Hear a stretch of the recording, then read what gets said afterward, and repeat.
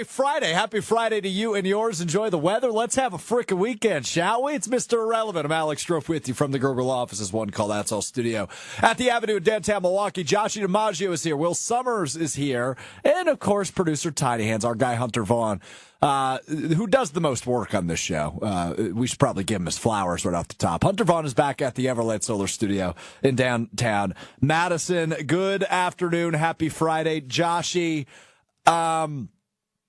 Will, you guys have been bullying me for most of the morning. Is that a fair assessment, JOSHY? I don't know about bullying. We've observed a behavior of yours and commented on it with fair regularity. All right, so for those of you not watching on the video stream, I'm just going to show you this. All right, this is what I'm drinking this morning, or this afternoon, rather. This is a cherry Coke, the same one I drank Wednesday from the same restaurant. Will that hold there? It has a pinkish hue to the brown. Yeah, so they add cherry syrup, this place I go to. It's very good. It's very, would you like some? No. It's very tasty. Nope. So, Will, as I was walking into the studio about 5 minutes ago, you said to me, you got to stop drinking that bleep, man. Mm-hmm. Just looking out for your health. And I don't know why you view it that way. Like, why are you looking out for my health? It's not like I'm drinking 8 of these a day.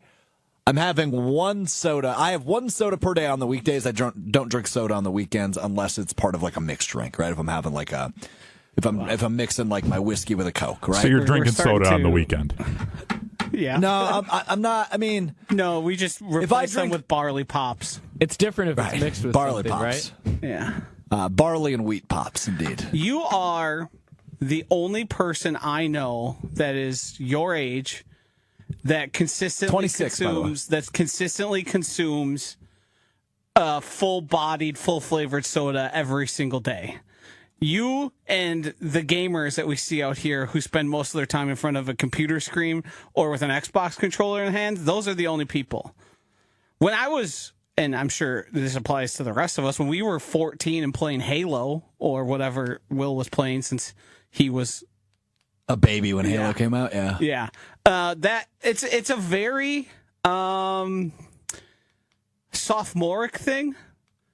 The consumption of regular Diet Soda incredibly popular. I believe at this point Diet Coke is more popular than regular Coke in terms of like what consumers buy via the can. All right, hold on. Here, let's take a look at medical news today. The average American drinks roughly 8 12-ounce cans of soda per week, or just over 38 gallons a year. Yeah. I drink less than that. I drink about 5 sodas a week. I think you're giving yourself a generous rating. I don't. Of course you don't. You said it. Yeah, but I believe that, and I think I know me more than you know me. Nah. You know me pretty well. I won't argue with that. We also have to factor in here. You've been known to enjoy adult beverage the same way I have. That I won't argue with. So when we mix in adult beverages to the soda consumption, we're drinking a lot. Okay, that I won't argue with. Yeah.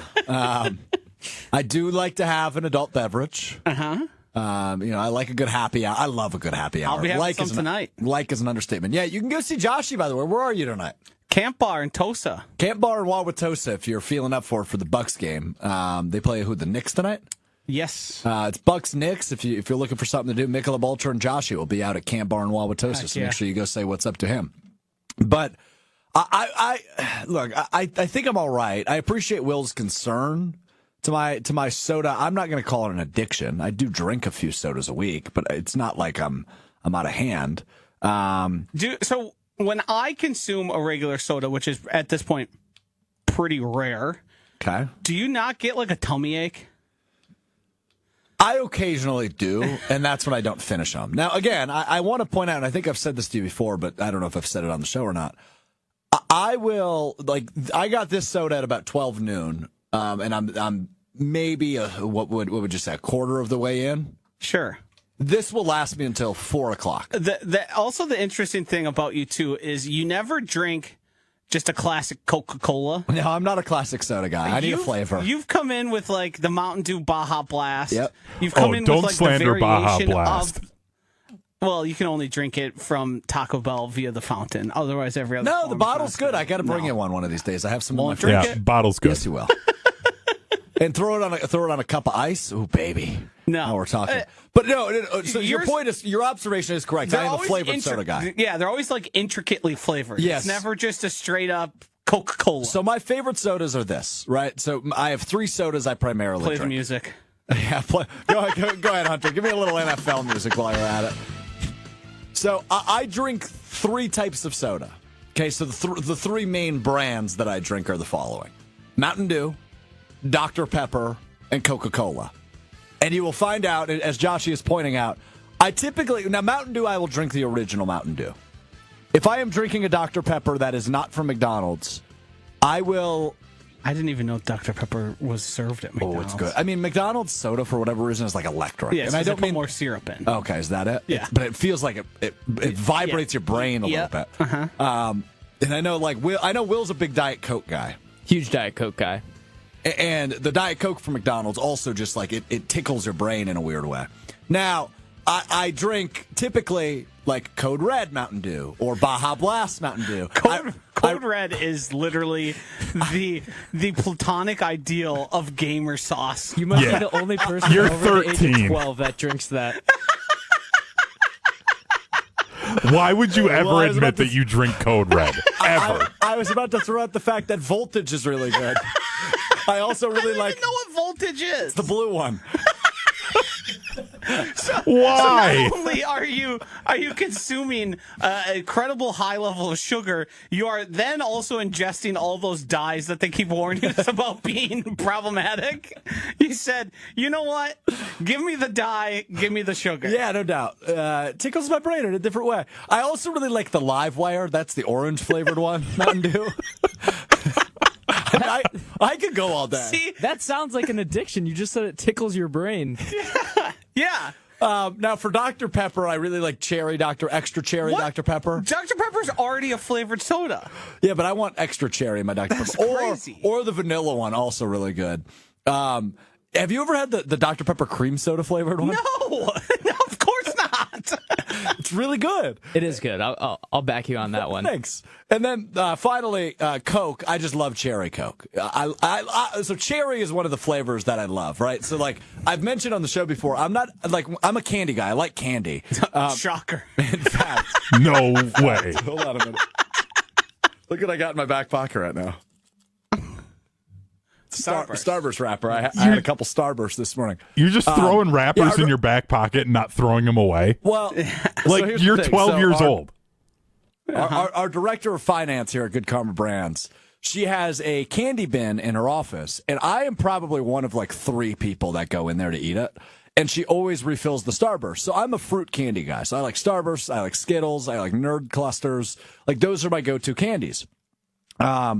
And so, yeah, cherry is just a flavor that has always tickled my fancy. So cherry Coke is the way to go.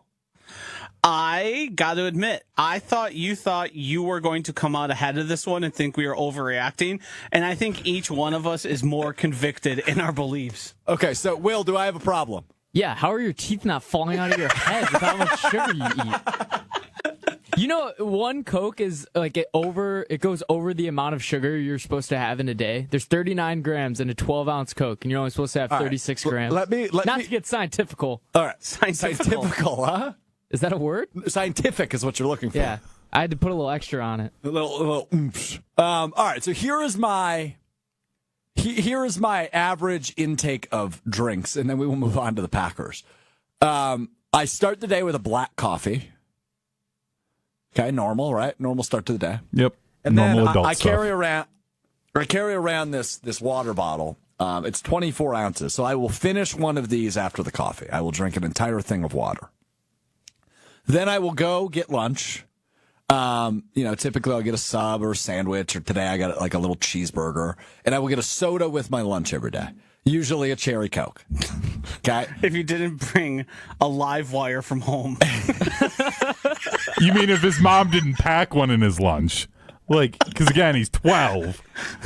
If the grocery store was on a Cold Red. So then I will pair one of these waters with a soda, and I will drink these concurrently. So concurrently. When I finish the water, I will finish the soda. And typically that takes a few hours. And then the rest of the day is water, or if it's a Friday night like tonight is, I might have a beer or two. That was your biggest lie. What's that? If it's a Friday, like that matters. Yeah. We know you, Strouf. You're going out it's a day no that matter ends what in day Y. it is. Yeah. I mean, goodness gracious. One of these chairs here at the 3rd Street Market Hall bar has your ass grooves in it from you sitting there every 3 times a week. You've built in grooves that are matched up perfectly to your cheeks. So the NFL draft is less than a month away. That did not work out. How'd that go for you? Not nearly anywhere I thought it went, to be honest with you.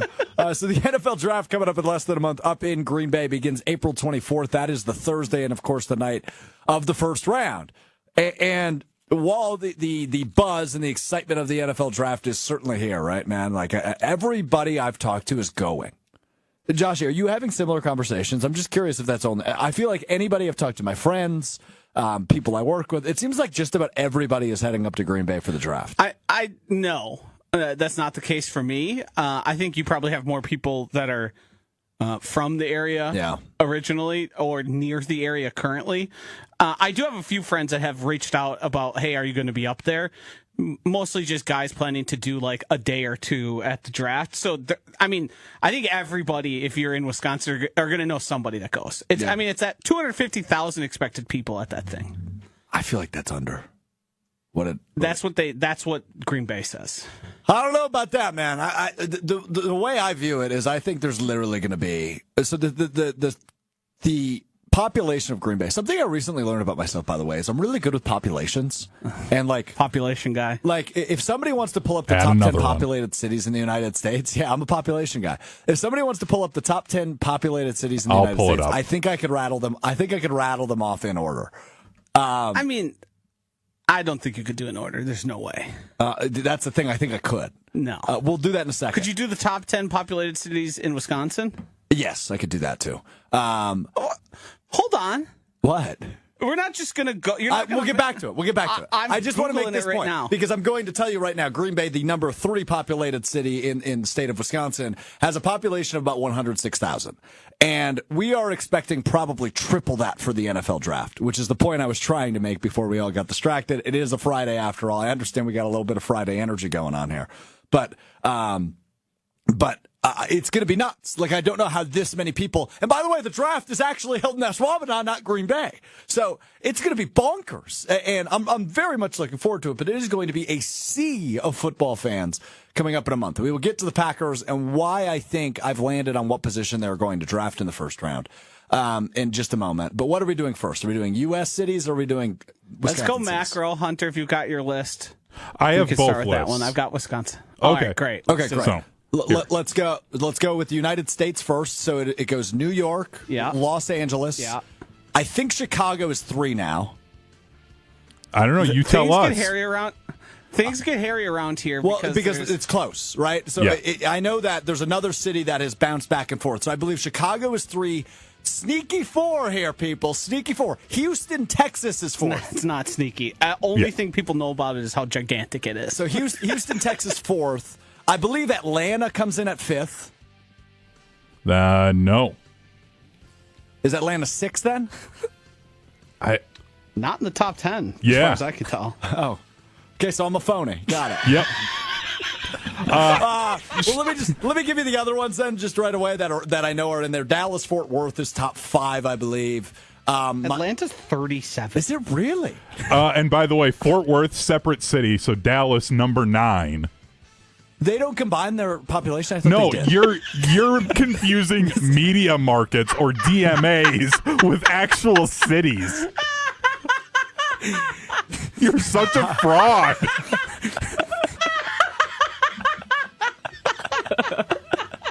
All right, let me get Philadelphia. Number 6. You're still going? Yeah, I'm still going. Let me get Miami, Florida. No. Okay, let me get San Francisco, California. No. Miami's 42. Let me get Seattle, Washington. Seattle's 18. Nope. You are. You. All right. Can I rebound here with Wisconsin? Well, we have to want go you to through get the actual more. top 10. Yeah, we got to tell people. We can't just have you give the worst answers ever and then move on. Let me get Minneapolis. No. I know that's not on the list. I'm just joking. 46. I'm just joking. All right, I give up. What's the top 10? Okay. Starting at number 10, Jacksonville. Number 9, Dallas. 8, San Diego. 7, San Antonio. Really? 6, Philadelphia. 5, Phoenix. And then Houston, Chicago, LA, New York. I mean, what a debacle. Wow. What a debacle. Great comment on the ESPN Milwaukee YouTube chat from SDN40 says, Strouf is a population guy and a 3-cone drill guy. Yeah, that's me. I got my shortcomings. Wow, I made myself laugh so hard I'm crying.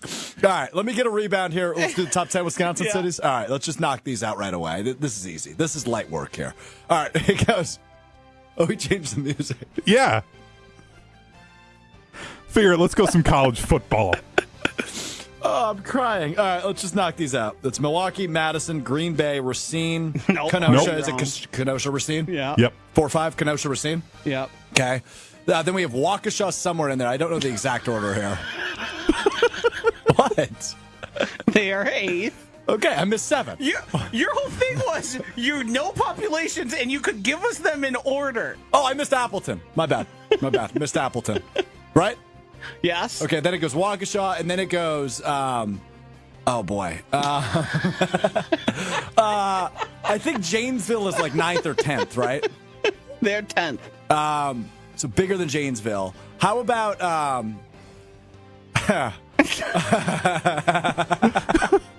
Come on. Do you need a hint? how about Wausau? Nope. No. Oh, Wausau's 13th. 18th. 18th. Stop trying to call your shot. You're not close. We've established you're a fraud. You just need to. Wauwatosa? No. They're 14th. Do you know? Sheboygan? No. 13th. They're 13th. I thought this game was easier than it is. Do you know the home that? Eau Claire. Duh, Eau Claire. Yes, I was Yep. gonna say the home that Justin Vernon calls. Oh, yeah, that's Bon Iver, right? Yes. Eau Claire's in there. What am I missing?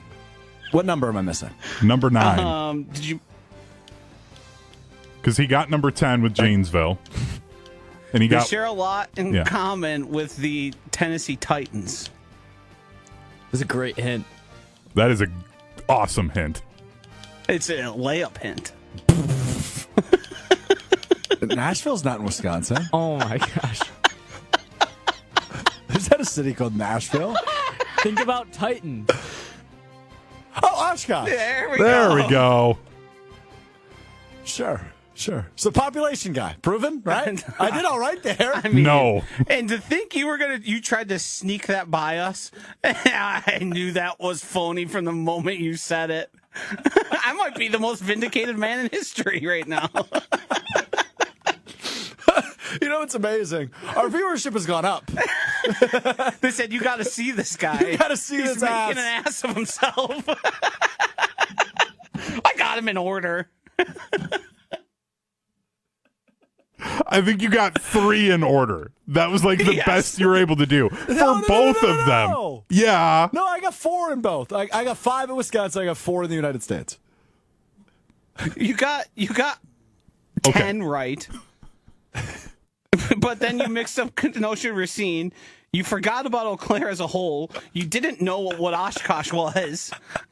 I like how he said that he might be a little off because the population's changing, and then he just threw out one that was 40th and 37th ranked. And then tried to throw in a media market.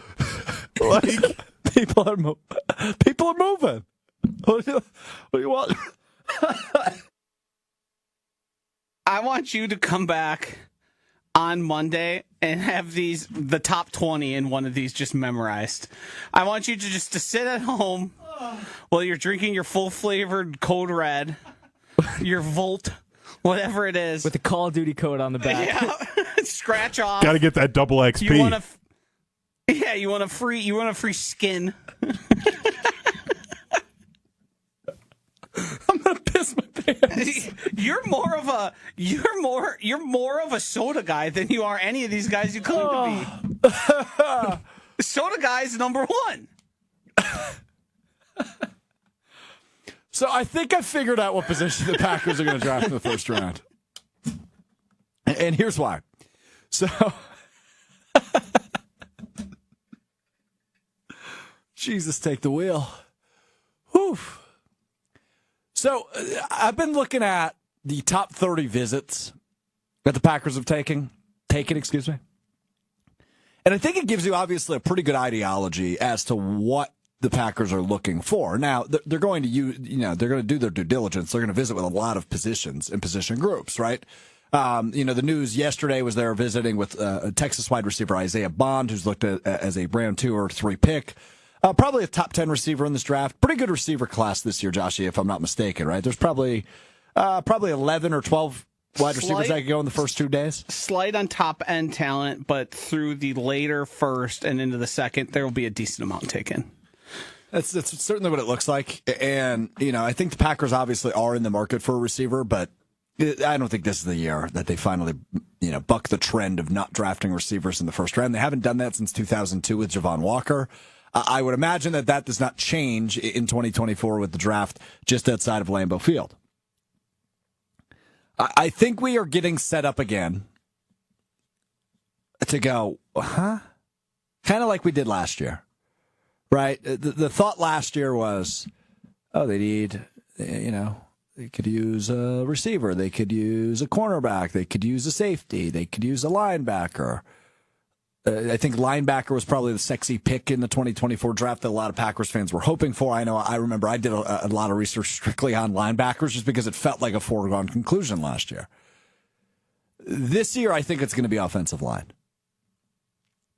I think signaling, that they're shorthanded, number one, by signing Aaron Banks from the San Francisco 49ers.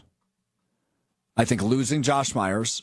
Are you ready to start Jordan Morgan? I don't know about that. Rasheed Walker is entering the final year of his contract. I think for the second year in a row, the Packers are going to go offensive linemen in the first round. Some of their 2 of their top 30 visits, they've only done 5 so far. 2 of their top 30 visits have been offensive linemen.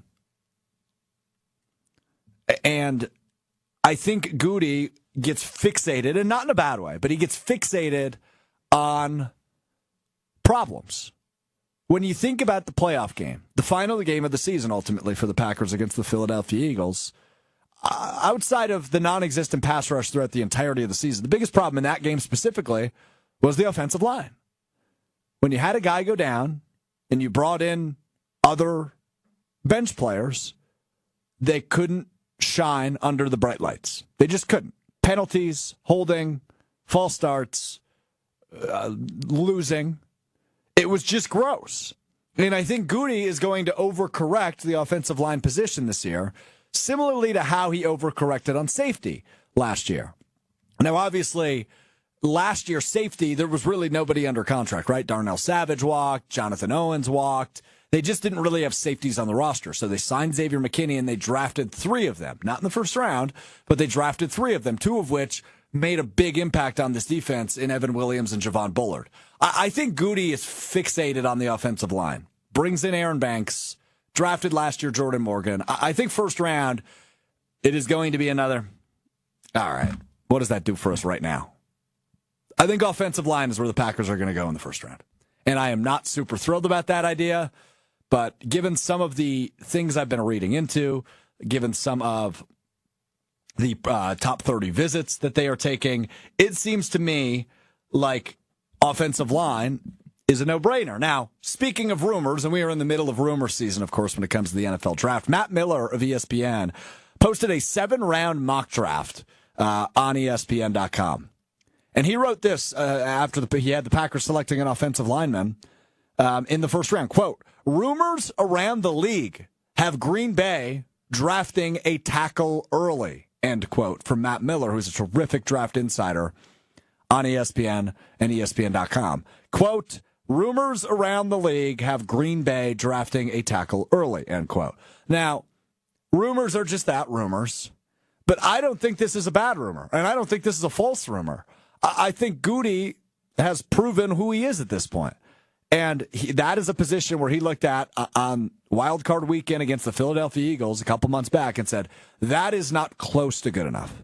Right? Jacob Monk, who I thought they brought in the mid-round last year, didn't pan out. I don't think he's ready to be the starting center, so that's likely Elton Jenkins.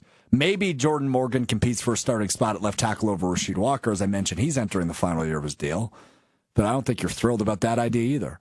I think it's offensive linemen, and unfortunately, I don't really feel very strongly about any other position at this point. Some of the reaction rolling in ESPN Milwaukee on YouTube.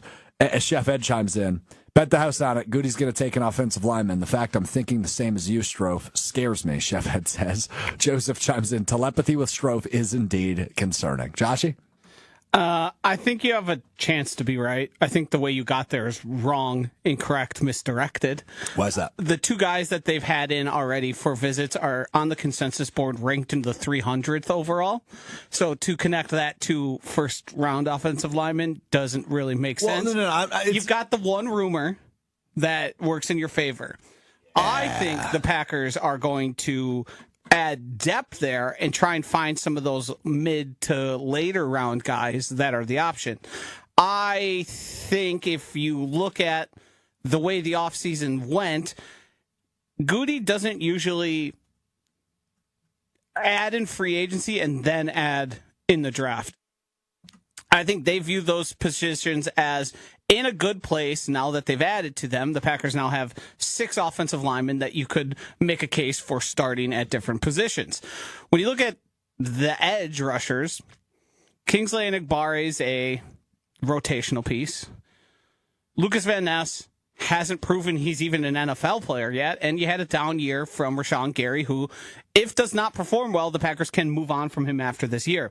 If you look at the position to be drafted over at the Potawatomi Sportsbook, if you really believe this, you should go over there, because the 4th best odds they have for the Packers to draft is offensive lineman at 350. Wow.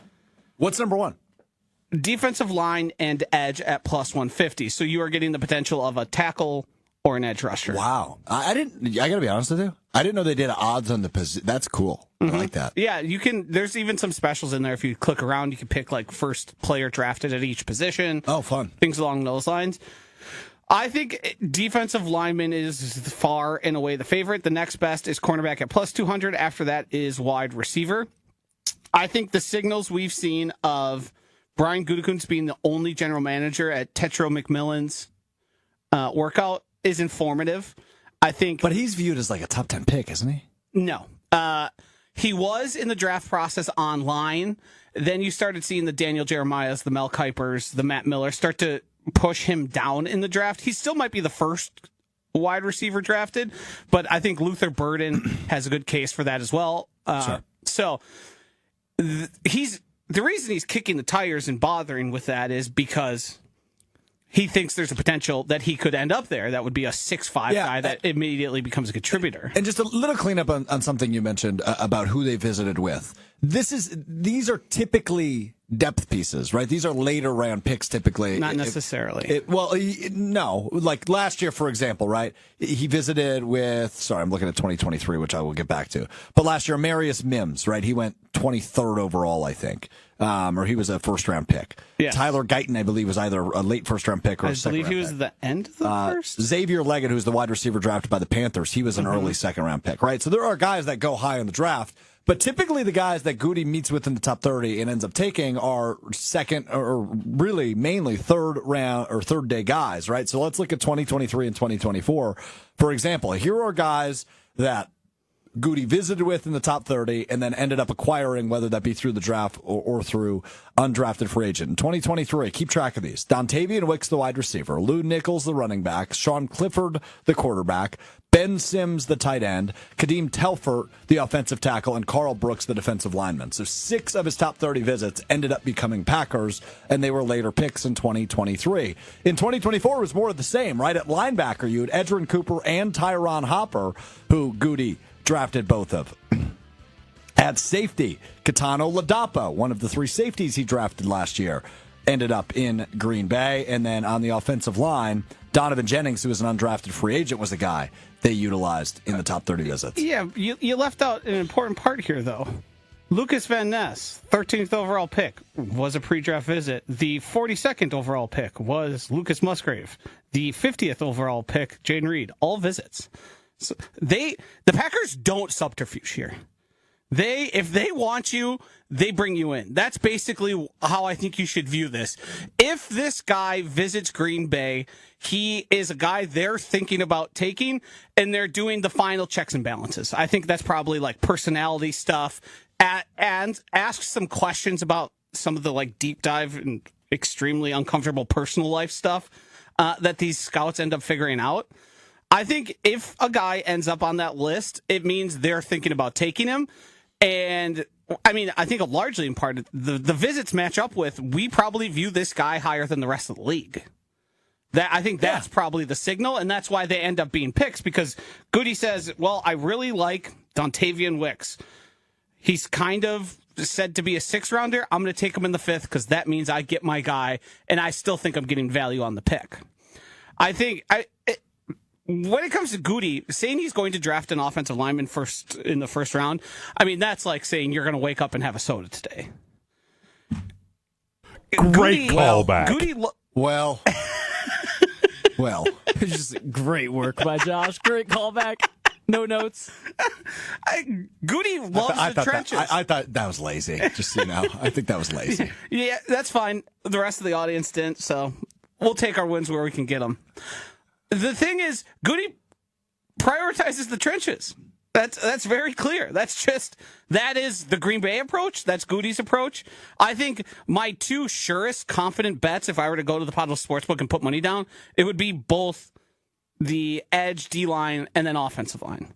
I think they're in a better spot, and they're not desperate, but the draft comes down to, how do you view this guy? Where is he on your big board that they map out? Because, I mean, I believe they map out like 300 plus players.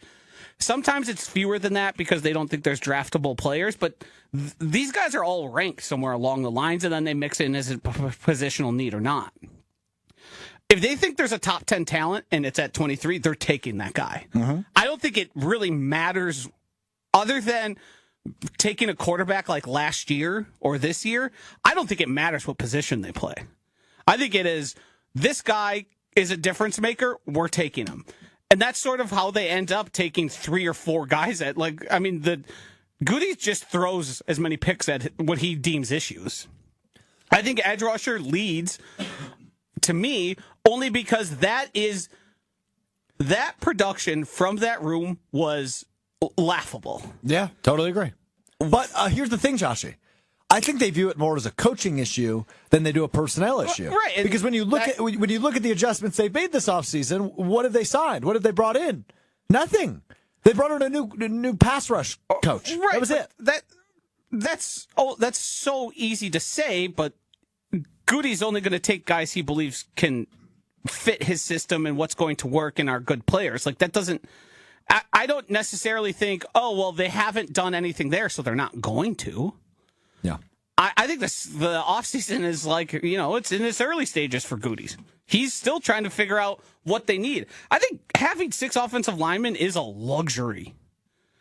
And adding a 7th one to it, hey, sure, it makes sense. And maybe you're planning to move on from Sean Ryan. You don't like his work ethic. I believe his offensive line coach said he was overweight, not in shape, and not ready to play. That could be similar to how we're viewing the Romeo Doubs situation. That relationship's just over. He's useful because he's there. Just received a text message from my college roommate. Yeah. Strouf, you are the cockiest bleep known to man. I thought it was me. It's not. It's you. Why? What'd you do? Because I said I could name the top 10 cities of population in both the United States and state of Wisconsin in order. I think he has a good point. Yep.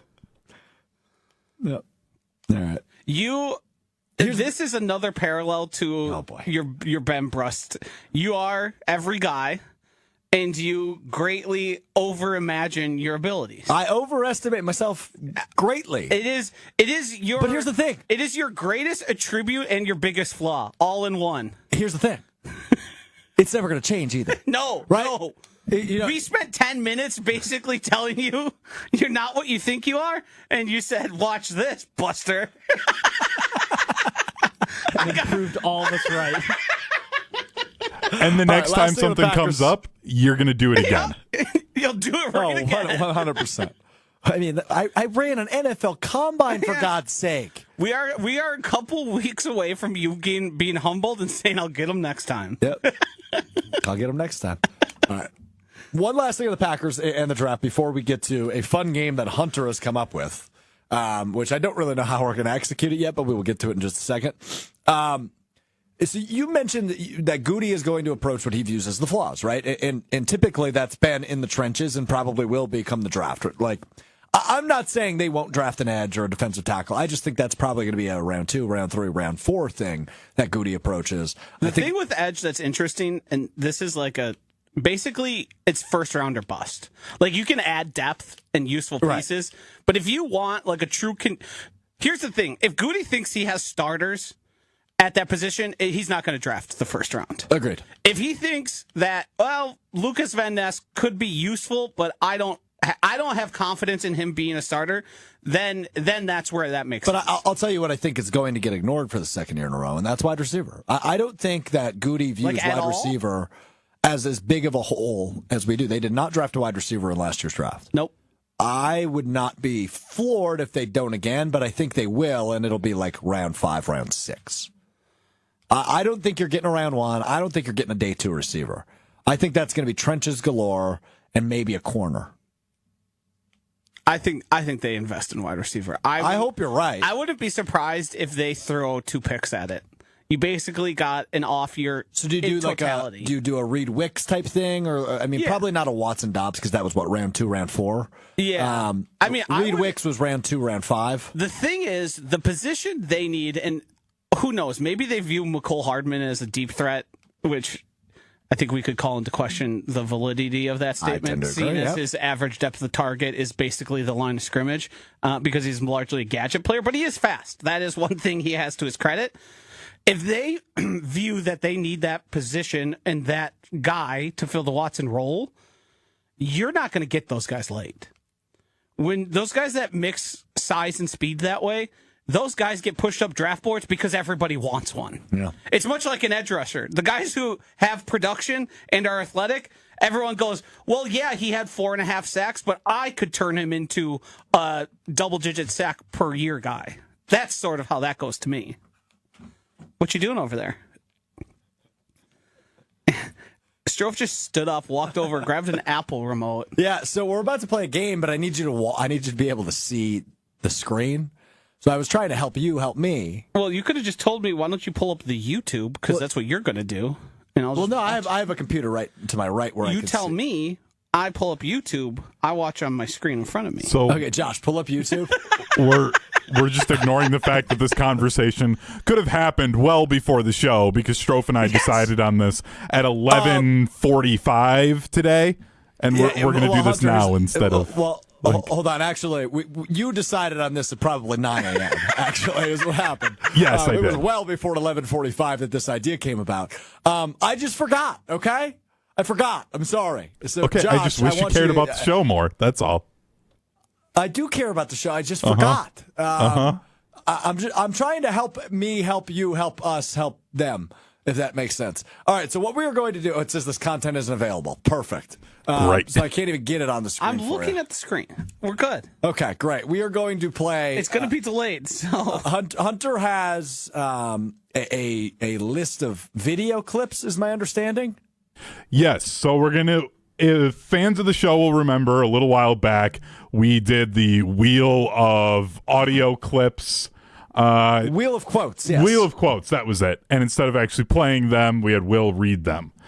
We're going to do wheel of clips. Yeah, that was good. Since it's a Friday, I figured... instead of watching them, we're going to have Will act them out? No. Okay. Strouf has the wheel, and he is going to spin it. And then I have assigned to each of the 5 colors a different clip. Now, since there's 3 of us on the show, we will only do 3 of them. So the 2 that get left off, then we don't do them until we go back to this segment. So it may sit on there for a while, and hopefully we remember what happened.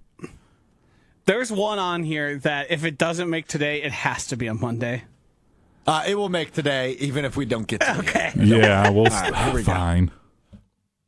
Well, hopefully I just spin it first and it takes up the rest of the time because it's actually that unbelievable. All right, that's the only one I know, though. I don't know any of the other ones. I have no idea. All right, here we go. Here is spin at number 1 on the wheel of colors. Purple, green, blue, red, and yellow, and it lands on blue.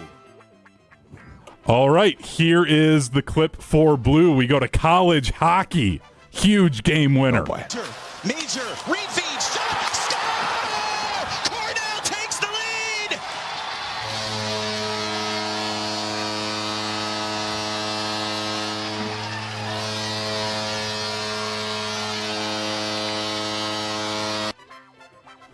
Cornell with... Hockey horns are dope. Yes. Cornell with the game Good winner take. over Michigan State in their regional final to go to the Frozen Four. Huge upset. Michigan State was dominating all year. There was 8.5 seconds left. That's all I know. Nice game winner for Cornell. They are the Huskies? Big Red, I believe. I got nothing. Yeah, Big Red sounds right. They're just Yeah. the Big Red, the dumb gum. Well, I think You they don't were chew before Big the gum. Red. Like, If you don't chew Big Red, then bleep you. Ricky Bobby. Big Red's the worst gum. We know that, right? Yes. Yes. Oh, it's awful. I don't chew gum, though. I don't chew gum. Just no, he doesn't like that anti-gum. don't garbage want in his that extra body. sugar. My body is a temple, fellas. Don't know if we've come to this conclusion yet today. All right, another spin of the wheel following our college hockey debut. It turned into a gum take. We've got 5 colors, 4 remain. And it is purple, Hunter. Purple. All right, purple. This one's a little bit of a longer one, but this was from the Bulls-Lakers game last night. Oh, here we go. This is legendary. Get it into Vucevic. Quick pass to Williams. Big shot for 3. Good. 2-point game. 9.8 left. Oh, loose ball. Giddy. The steal. Right for the lead. Yeah! Big time plays make big time plays. Kobe White, Sub-Zero. Bang, bang, bang. What a wild sequence. And the cardiac. Final shot before that. Here's Reeves. Reeves straight to the cup. Lays it in to take the lead. Bulls are out of timeouts. 2 seconds left. Giddy for the win. Go! Oh my God! I cannot believe this. So for those of you on the audio side, I just want to explain what happened there. So the first 2 shots from the Bulls. First one is a 3-pointer. They were down 5. First one was a 3-pointer. They pull within 2. LeBron James passes the inbound. It's stolen away. Kobe White hits the 3 for the lead. On the other end, Austin Reeves hits a layup, essentially, a floater with about 3 seconds left. And then Josh Giddey hits a half-court shot, 47-footer, to win the game for the Bulls, who were down 6 with like 10 seconds left. Absolutely bonkers sequence. I mean, it is. I watched that a million times last night. It's so good. And then, after I watched it a million times, we had a 16-3 run by Texas Tech to beat, who'd they beat again? I'm so tired, I already forgot. Arkansas. Yeah, it was Calipari. In overtime. And that was just an unbelievable college basketball game as well. So we had some great basketball sequences last night. I don't know that you're going to top this, though. That was actually unbelievable. It was also I don't great. got a lot to say that. Other than LeBron being a part of the meltdown is quite entertaining. Yeah. Hard to be the GOAT when Stacey you're causing them to lose like that. Stacey King on the call. Very good as well. He's clearly a Bulls fan. I don't know who that is. Yeah. Sorry. Who's Stacy? Is he Casey Kidd? is he a former Bull? Yes. Yeah. He is. Oh. That's me.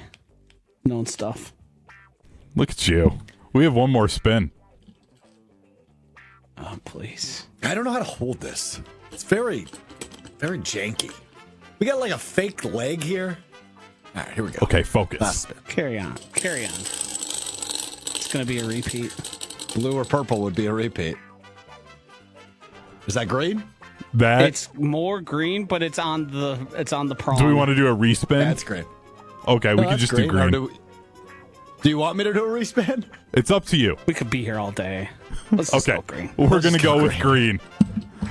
We do head down to Florida, but unfortunately, Yes. it is not for what you guys were hoping. No! It's so we can see the GOAT, Graham Mertz, throwing a dot Ah, jeez. back from his ACL injury, throwing to Chemray Not doing DK. Dude's Not going to be in doing the this. NFL. He's going to lead a team to He a Super is. Bowl. Now that's where we go way too far. I closed the YouTube screen. He might be a practice squad I'm player. on a not. Super I'm Bowl not. team, but I'm not participating in Hunter's Russian propaganda for Graham Mertz. for those of you that aren't aware, Hunter literally runs a Twitter account that he denies I don't. running called Graham Mertz is good. I don't. It's just kind of I just find it convenient that moments after they tweet something, we get a text that they had tweeted something. I just think Or- it's convenient, Hunter. Or Awfully- do you maybe have push the noties two. on? I was going to say the two Twitter accounts that I have push notifications are Luke Fickle and Graham Mertz is good. What a sad existence. That's depressing, Hunter. I don't need all of that other clutter. Those are the only two accounts that I care about. There's no That's other account sad, that I need Hunter. tweet notifications Can for. we just get on the same freaking page for? Hold on. That's sad, No. Josh. Whatever floats his boat. It is holding on to something that Hold is. on. No. We are not going to do that. You are the biggest yuck your yum guy on the Yeah, planet. it's so insignificant. He likes Graham Mertz a lot. I don't know what to say other than he's leading a fan club that his own family members have probably jumped off of at this point. Oh, yeah, my wife hates it. I showed her the clip. She's like, I don't care about Graham Mertz anymore. He met Graham Mertz's family jumped off the bandwagon, not yours. Oh. His sister did like a tweet that I had posted once defending him and then instantly unliked it because she realized maybe that shouldn't be out there. So, because I said that Paul Christ was the reason why Graham Mertz wasn't as good as he should have been. All right, here's what we're going to do, Hunter. Tell me the color that the clip we want to do is associated with.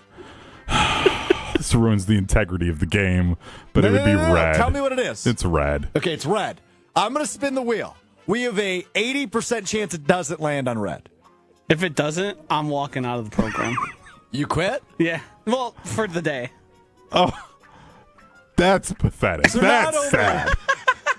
So not only if it doesn't land on red, we're not watching the clip. Joshy's done for the show.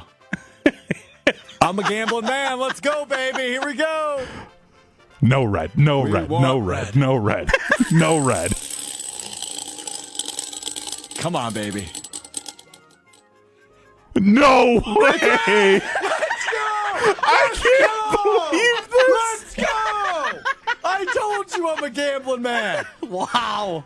That was electric. That was electric. Take that, Hunter.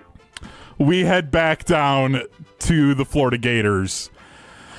And this man, I don't even remember how big he is, but Desmond Watson.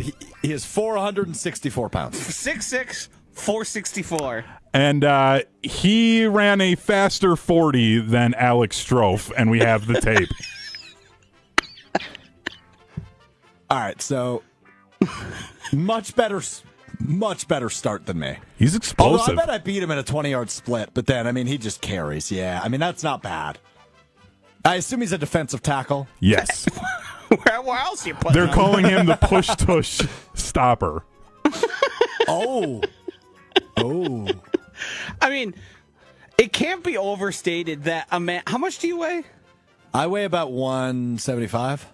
So a man nearly a guy who, if he has a few too many Code Reds and Dr. Peppers, is pushing 300 pounds more than you. He's almost 3 times my weight. Yeah. 525 is 175 times 3. He's 464.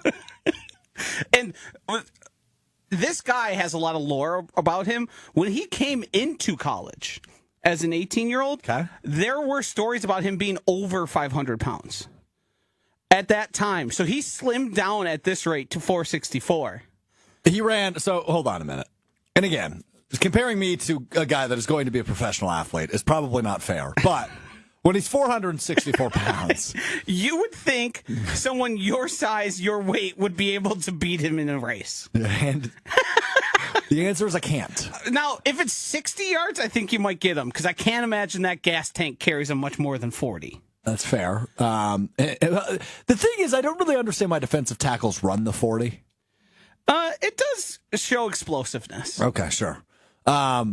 He also, outjumped me by 9 inches in terms of vertical jump. He got 450 plus pounds off the ground further than I could. He had a 25-inch vertical. Mine was, 17 and a half? I believe 17 was what you ended up at. Yeah. Really, really impressive from Desmond. What's his name? Desmond Watson.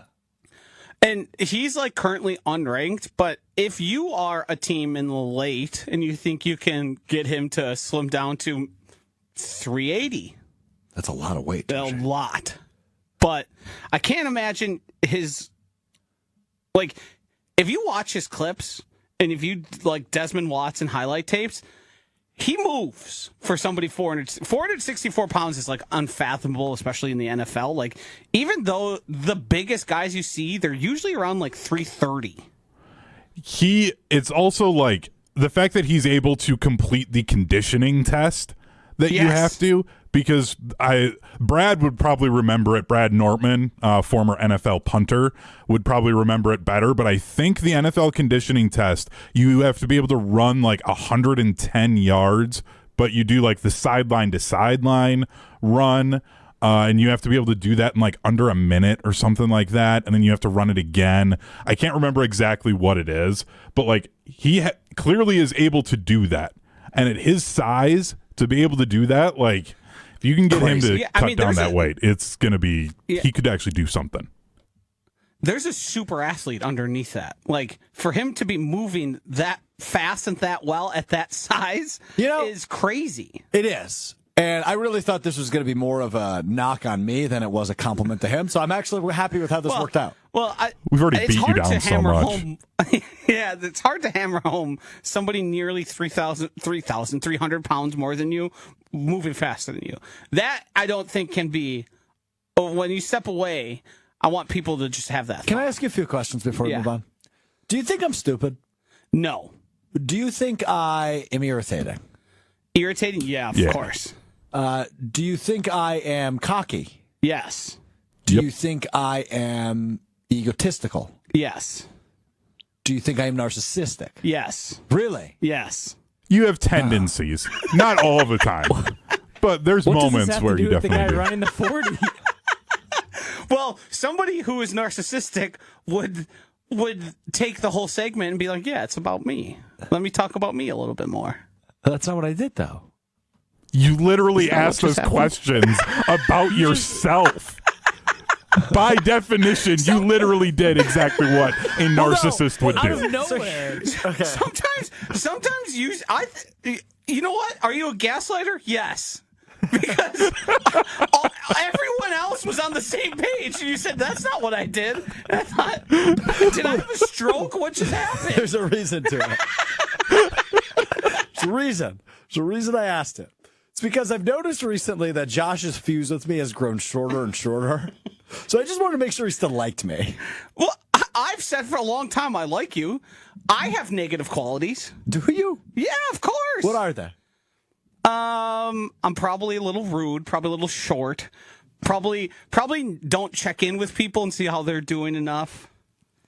I'm kind of just in my own world over here a lot of times. You know too many words. Yeah, you think you're smarter than everybody? See, that's something you've diagnosed me with because I'm smarter than you. And you think it applies to the world. Well, does he think he's smarter than everybody? Yes. Well, He kind of is sometimes. Here's the thing. I've never once insinuated I'm smarter than Hunter, but you two dopes. I'm a member of Mensa over here. Brewers lose their season opener yesterday. Oh, you didn't want to try and go after that one, Strouf? Just breezing right past it. Brewers lose. Devin Williams had the opportunity to do the greatest thing ever, which was melt down against the Brewers. Unfortunately, with bases loaded, he did allow a run, but too little, too late. Jackson Churia could have played hero. I mean, woof, what a rough opening day. An opening day to forget for Churia. 0 for 5 strikeouts. His career high strikeouts in a game prior to that was 3, so he beat it. And then he beat it again. Yeah. It feels like that was a man pressing. Opening day, he views this as his coming out party. As much as last year was, this is where you cement yourself as an MLB star. Like, he looked lost. And from a guy, and as much as spring training does not translate to the regular season, that's a thing that gets all of us every single year. We're like, oh my God, this guy had 9 home runs, even though Vinny Capra just stepped out of the plate and had a home run right away. Most of the times, like, you can see guys who basically can't hit the baseball in spring training come out and they're just scorching hot. Mm-hmm. So there's really nothing to take from that. It just feels like young guy. I mean, he's 22 now? No, he just turned 21 because they celebrated by allowing him to have beer. Correct. Because the first time they didn't. Yeah, he was 20 last season. That was a guy, big moment, Yankee Stadium, opening day, pressing.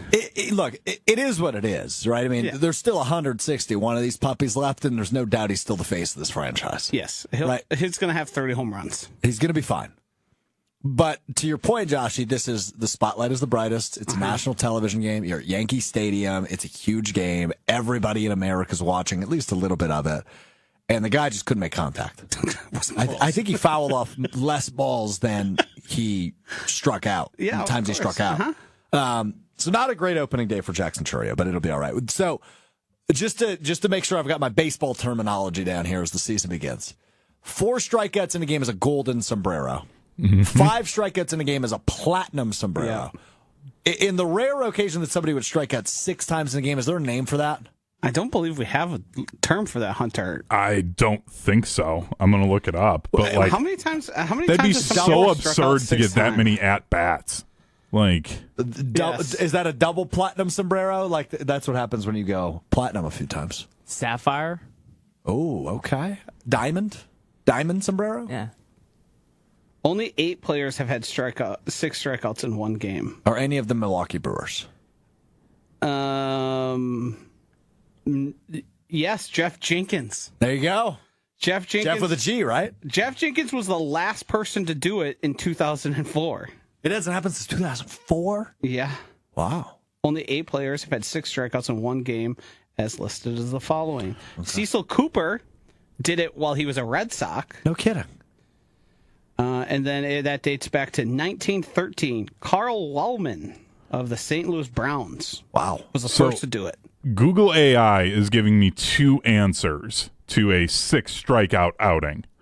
First, back in 1991, pitcher Mike Flanagan of the Baltimore Orioles referred to his teammate Sam Horn and said that it was a horn for striking out 6 times. He did it in an extra inning game. There is also then, it's giving me titanium sombrero. Oh, I like that. I like titanium. Sorry, Will. I think Sapphire loses out Titanium wins. That's good. I like that. You don't remember Jeff Jenkins. I know the name now. But I remember really. Geoff. I do remember famously. I knew his name was with a G. I said that. Yeah, Geoff. Yeah. Frustrating player. Good guy. Nice guy. You met him? Yeah, I believe he was here. As in? Like, I believe he came here for something, like our office at one point. I have his bobblehead. I don't know if it was from the first season of specific one, but I remember walking by and going, "Hey, that's Jeff Jenkins." Okay. Yeah. All right, there you have it. All right, you learn something new every day. That's what I learned. Whoa, what just happened? You learn something new every day. We learned something new today. I tried to get fancy with it. It didn't work. Yeah, no. It's time now for What We Learned to wrap up the show and the week here on Mr. Irrelevant. Draft hats are out, but I've explained this before, and Josh, I know you love when I bring this up, but my high school job was working at Lids, the hat store. I worked in the Bay Park Square Mall in Green Bay, just up the street from where the draft will be in a couple of months. Worked there for about 4 years off and on, in high school and into college. It was like my winter break and spring break job. I'd come back and make a few bucks at the hat store. So I've got a little bit of a hat knowledge background. I know hats very well. And the draft hats came out really cool. They've got a pin for every team. Every team has some sort of symbol that relates to their team. For the Packers, it is a bicycle, right? So the bikes from training camp come with the hat. But the hat, so there are fitted hats, which is the measurement ones. That would be between 7 and 8. And then there's obviously the eighth of an inch. So 7 and 8, 7 and 1/8. The most common hat size in America is 7 and 3/8. You should probably fact check that given some of the things I've said today, but I believe it's 7 and 3/8 is the most common hat size. And it goes all the way up to 8 inches. And then there are snapbacks, right? So those are adjustables. Joshy's wearing a snapback right now, or you can obviously adjust it with the snaps. The fitted cap for this is $49, $49.99, $50. The snapback version is $42.99, and it doesn't even come with the pin. So hats are very expensive now. That is what I learned. But also, I like it. I like what they did with the draft hat this year, which I don't like it every year, but I do like what they did this year with a little sentimental pin. I just want to take a quick pause. Oh, here we go. What I learned is hats are expensive. Just so we're all on the same page. And I know hats. So something he knew, Okay. No, I knew he's that. claiming he I knew learned. that. Okay. What do you guys got? I'm happy it's the weekend. It means less of you. Yeah. I got I something. need a break from this show. Will's got something? Yeah, have you guys heard of the Kevin Willard Maryland stuff?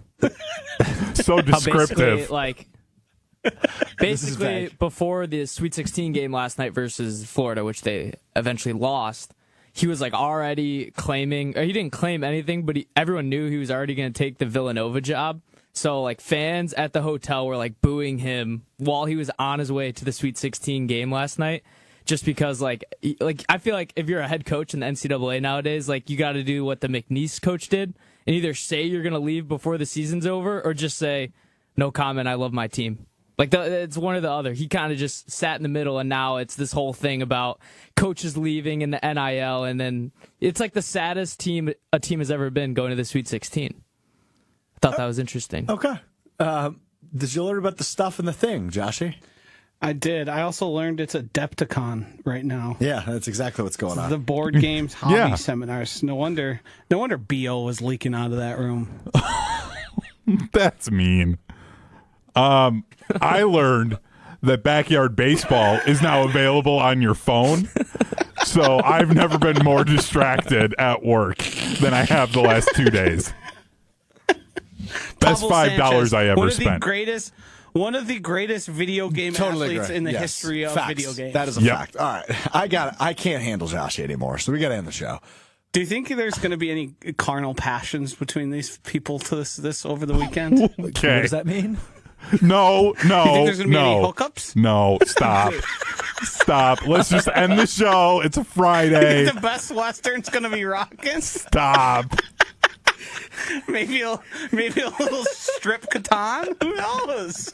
Stop. Why? Gives a new meaning to brick in Catan. Gives a new meaning. No. You got any wood? What do you mean by that?